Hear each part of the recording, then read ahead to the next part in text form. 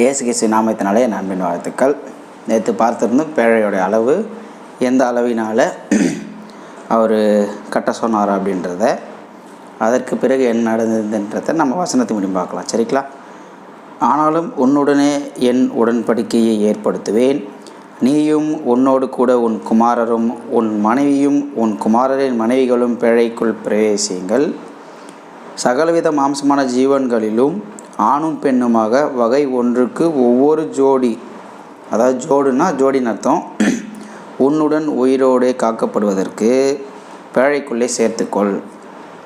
ஜாதி ஜாதியான பறவைகளும் ஜாதி ஜாதியான மிருகங்களிலும் பூமியில் உள்ள சகல ஜாதியான ஊரும் பிராணிகளிலும் வகை ஒன்றுக்கு ஒவ்வொரு ஜோடு உயிரோடு காக்கப்படுவதற்கு உன்னிடத்திலே வரக்கடுவது.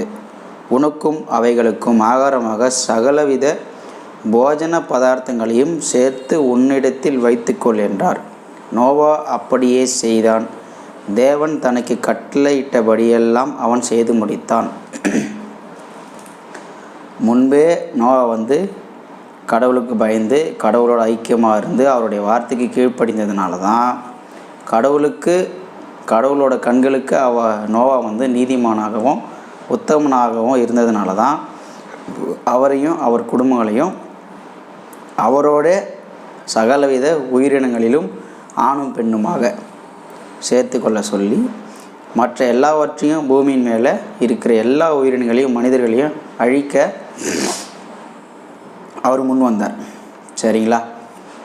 இப்படியாக ஜோடி ஜோடியாக ஆணும் பெண்ணுமாக சேர்த்து கொள்ள சொன்னார். பதார்த்தங்களை சேர்த்து கொள்ள சொன்னார் பேழையை உண்டாக்கி. அதற்கு பிறகு மழை 40 நாள் மழை பெய்யும். 150 நாள் பார்த்திங்கன்னா தண்ணீர் பூமியில் இருக்கும்.